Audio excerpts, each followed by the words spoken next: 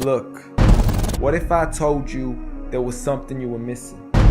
What if I told you that Jesus doesn't really fit into your description?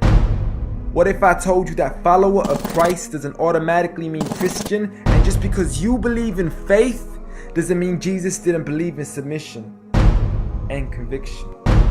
Listen, you say Jesus was God and that God had descended. We say Jesus was man, for Jesus was dependent.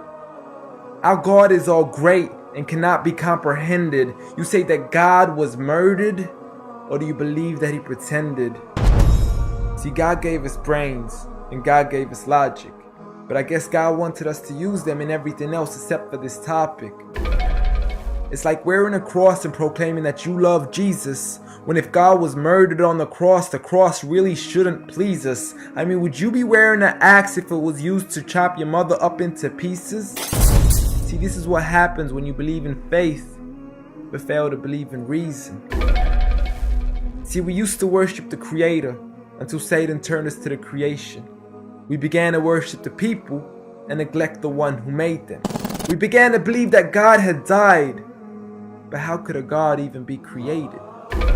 A miraculous birth, and therefore the Son of God was begotten. See, the creation of Jesus was easy, but you seem to have forgotten that God says be, and it is, just like with Adam, a concept too complex for the church to merely fathom. But he was the creator of the universe, for all we know, even more. And so what if we can't see him? I mean, what you acting like our universe is small? I mean, there's still so much we're still yet to explore. I mean, there's still so many things as human beings we still haven't seen, touched, heard, or saw. I mean, our eyes can't even handle the sight of the sun. So how can we possibly handle the sight of our Lord? See, Jesus used to pray, but in your opinion, who'd he pray to? I mean, if Jesus was God, surely prayer would be of no use. Or did he only require it when he needed to know the truth? Like when God wasn't sure whether it was the season of the fruit. Or maybe he prayed when there was something he couldn't do. Like when he said, I of myself can do nothing. But you took it as there's nothing he couldn't do. See, no one used to worship Jesus, so ask yourself, why do you? A concept so straightforward, but has left so many confused. See, Jesus preached one God, but the church has failed to practice. And I mean, you don't have to be that dumb to know that 1 + 1 + 1 equaling 1 isn't necessarily going to give you a pass in mathematics. See, the church said 3, when Jesus said 1. Jesus said God, when the church said Son. Jesus never said worship me, rather he said pray. But you've chosen to worship Jesus despite everything he used to say.